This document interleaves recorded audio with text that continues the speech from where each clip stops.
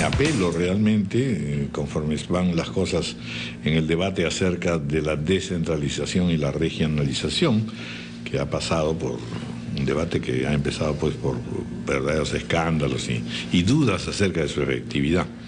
Él, junto con un conjunto de especialistas de la Universidad del Pacífico, ha preparado una Agenda 2014, propuestas para mejorar la descentralización, que se presenta mañana en la universidad, en el auditorio de la universidad, a las 8 de la mañana. Es un planteamiento interesante porque son investigaciones de varios profesionales de esta destacada universidad, orientadas a consolidar a un mejor país, con una serie de propuestas, cada una sin duda interesante.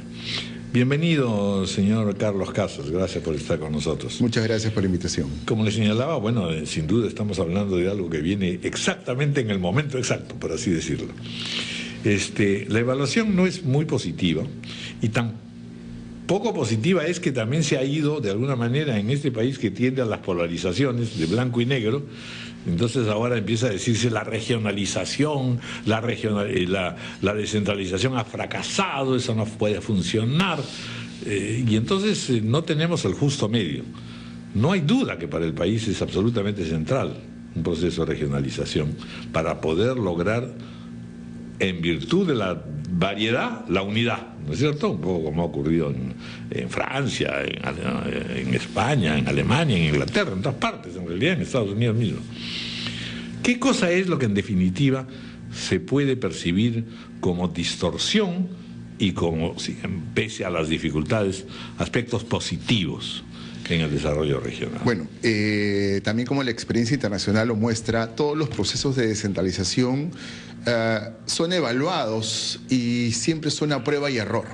Quizás esta crisis, entre comillas, que podemos mencionar que está teniendo el proceso de descentralización, sea la oportunidad para poder avanzar mucho más y mejorar muchas cosas.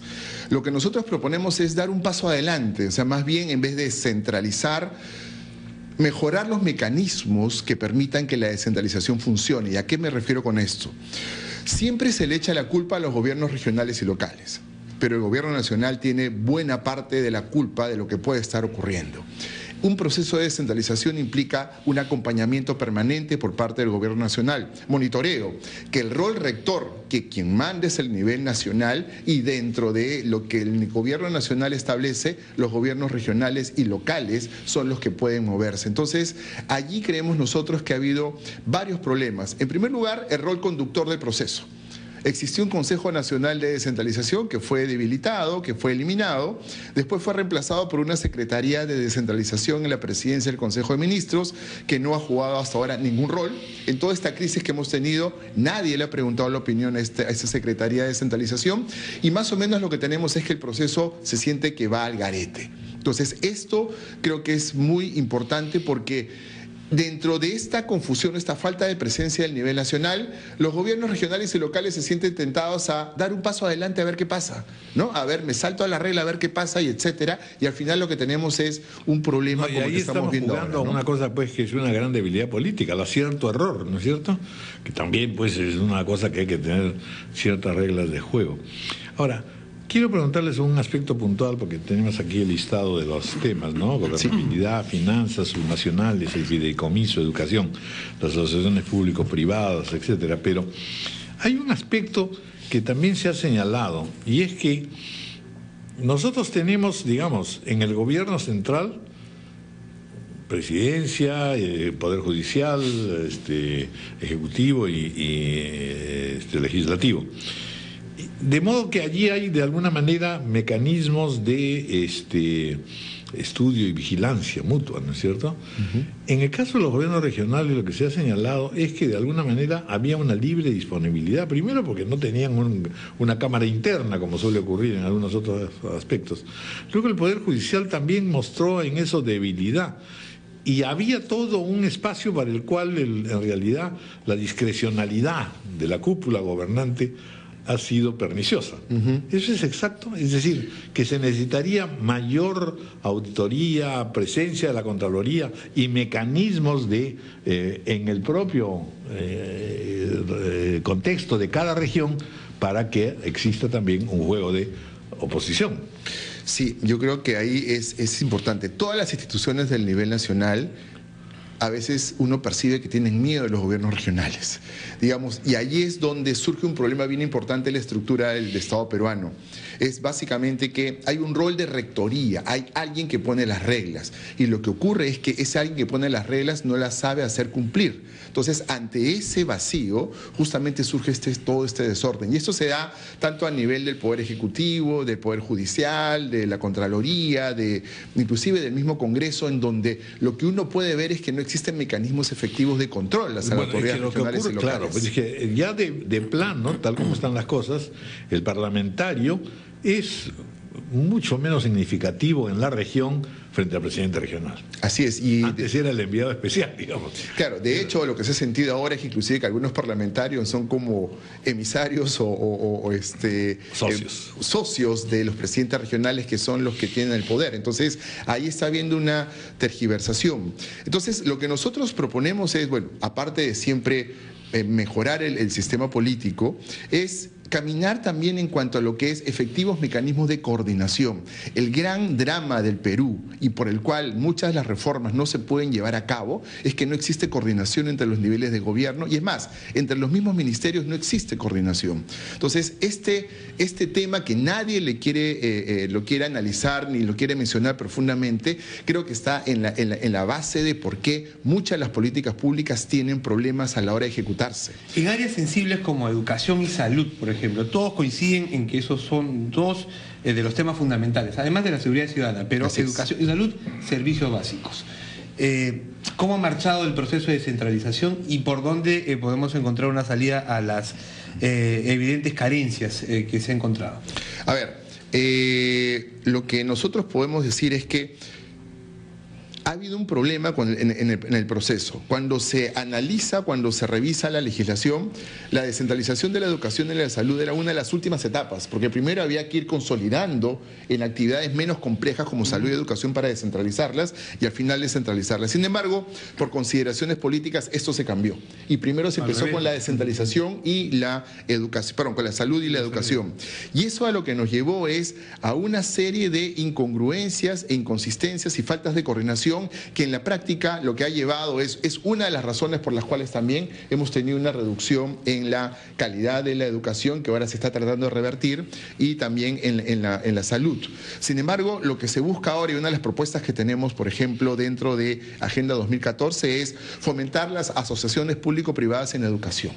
¿No? Esto no significa privatizar la educación, sino que sigue siendo una responsabilidad de interés público y vigilada por el Estado, pero, por ejemplo, si vemos experiencias como los colegios Fe y Alegría y algunas otras muy pequeñas, lo que vemos es que cuando... Ahí lo que pasa es que cuando hay confluencia, ¿no? Ahí lo privado no es necesariamente empresarial comercial. Así es. Lo privado es un concepto en realidad más de ciudadanía, en realidad, de que la comunidad puede tener una serie de otras iniciativas educativas y el Estado empalmar con ellas, aprovecharlas, aprobarlas, en fin. La idea es sumar recursos. Lo privado suena inmediatamente educación privada, que es cara, que es elitista. Aquí creo el problema, y por eso la idea es tratar de romper estos mitos, ¿no? La idea es básicamente que el sector privado, entiéndase la sociedad civil, si uno quiere, puede contribuir tomando la administración de un colegio, tratando de obtener fondos adicionales para mejorar la administración de un colegio, y eso definitivamente puede redundar en la mejora en la calidad de la educación. Ya. Bueno, volvemos entonces a cómo lograr un sistema de, no llamaremos de vigilancia, pero sí de acompañamiento de la relación armónica que debe existir entre regiones y Ejecutivo. A ver. Y que no solamente sea de crítica, sino decir, bueno, de iniciativas, decir, oye, hagan esto, muévanse por acá, en fin. Algo que sea una superestructura que permita en realidad estar haciendo el análisis. De repente es el mundo universitario, de repente puede ser una entidad de investigación menos teórica y más práctica, ¿no? Objetivación de problemas. Creo yo que podemos jugar un rol importante, pero también creemos que el Estado no puede dejar de lado esa responsabilidad. Creemos que, por ejemplo, siempre se ha pensado y se ha discutido con muchos políticos, lo he visto yo, en donde se creía que la descentralización tenía un fin. La descentralización es un proceso permanente y no lo podemos dejar de lado. Lo que se ha hecho es, se ha dejado de lado y por eso tenemos los problemas que tenemos ahora. Por eso es que el rol rector, en donde se pueda fortalecer a la Secretaría de Descentralización, se puede establecer alianzas con las universidades para tener propuestas, para establecer sistemas de vigilancia, sistemas de monitoreo. El proceso de descentralización peruano, nadie sabe si ha servido para mejorar o no la calidad de vida de la población. Simplemente se hizo por consideraciones políticas y aquí básicamente lo que tenemos que tener en cuenta es un tablero de indicadores donde la universidad obviamente puede participar, en donde tengamos unas señales de alerta, donde van surgiendo los problemas, donde se va deteriorando la calidad de los servicios públicos, donde van apareciendo problemas en las finanzas subnacionales. ¿Para qué? Para de esta forma poder intervenir con políticas que puedan corregir esto y cuando la situación es muy grave, situaciones de excepción en donde el gobierno nacional puede intervenir un gobierno regional, un gobierno local.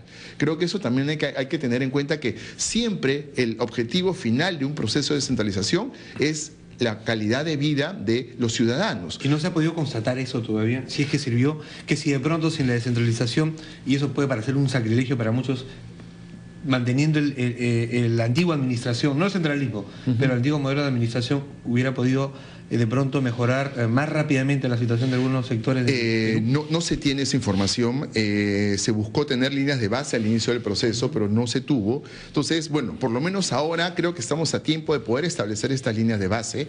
Esto se puede hacer coordinadamente con esta estrategia de presupuesto por resultados que hay a nivel nacional, donde las municipalidades se van integrando para ir viendo cómo es que va mejorando la calidad de vida de la población. Cuando hablamos de la descentralización y de mejorar este proceso que todos entienden necesario e indetenible ya, también, y desde el gobierno se ha dicho, ¿no?, la posibilidad de revisar cómo se distribuye el canon, qué papel juega el canon y su redistribución eventual.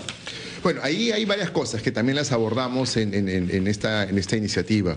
Uno es, el canon ha generado una seria distorsión en las finanzas subnacionales. Lo que tenemos es, el ejemplo lo calculamos es, Echarate el año 2013 recibió 12.500 soles por habitante la municipalidad por canon. Y otra municipalidad en Amazonas que no tiene canon recibió 20 céntimos por persona. Esto genera una gran disparidad. Claro. Entonces lo que tenemos es varias cosas. Una de las propuestas que tenemos es, dado que el canon tiene una alta volatilidad, porque aquellos que reciben mucho dinero cuando no lo reciben, presionan para... que se les ha quitado. Exactamente, lo ven como un derecho adquirido. Lo que planteamos nosotros es el establecimiento de fondos de estabilización que justamente impidan que haya esta fluctuación muy fuerte.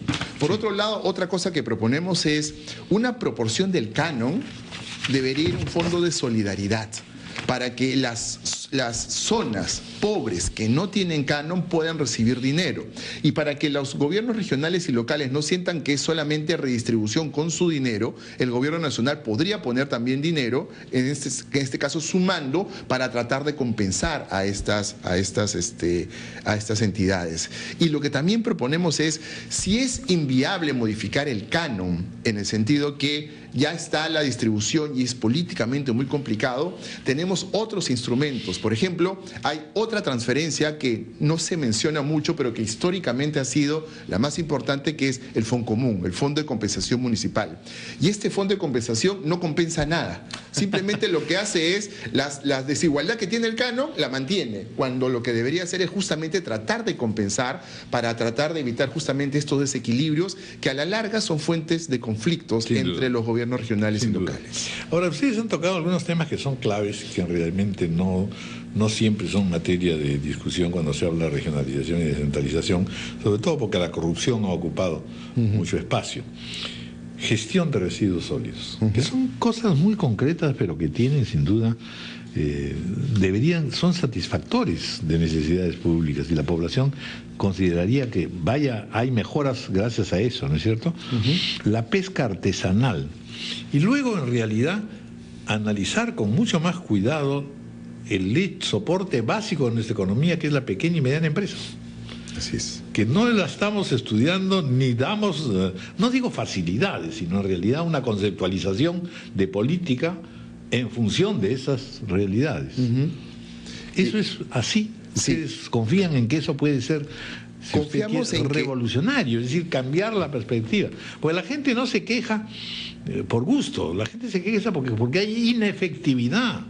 Y allí lo que hay que tener en cuenta es que siempre se ha pensado a los gobiernos subnacionales, regionales o locales como meros administradores, pero en muchos países juega un rol muy importante como promotores, y eso es un rol importante, y por eso la propuesta que va en el sentido de que los gobiernos regionales, que a veces uno no tiene claro qué hacen, ¿no? Porque con las municipales sí nos queda claro, sí, con el gobierno nacional, pero los gobiernos regionales podrían impulsar justamente este tipo de emprendimientos, este tipo de asociatividad, por ejemplo, empresarial, que permita justamente aprovechar mercados, generar oportunidades para el desarrollo económico de la zona. Es algo en donde uno, cuando visita los gobiernos regionales, realmente ve que las gerencias de desarrollo económico tienen muy poca capacidad, y en este caso deberían ser ellos los llamados, porque tienen una visión más amplia que un distrito, a tratar de encontrar que productores de un distrito y de otro distrito, de dos provincias, se pueden juntar y se puede vender, se puede hacer inteligencia comercial en el sentido de poder establecer dónde está la demanda, qué productos se necesitan, y creo que ese es un rol bien importante que hasta ahora los gobiernos regionales no lo han tenido y no lo han asumido. Muy bien, bueno, muy interesante, la verdad, doctor Carlos Casas. Me parece una contribución importantísima. Vamos a ver si tenemos ocasión luego de poder conversar ya sectorialmente sobre ciertos aspectos. Le dejo planteada también la posibilidad de estudiar si es positivo o no que se establezcan asambleas regionales legislativas. Perfecto. Lo dejamos allí. Lo dejamos ahí. Muchas gracias, y de nuevo la invitación para mañana a las 8 de la mañana en la universidad. Muy bien, muchas gracias. Gracias. 8:55 de la mañana.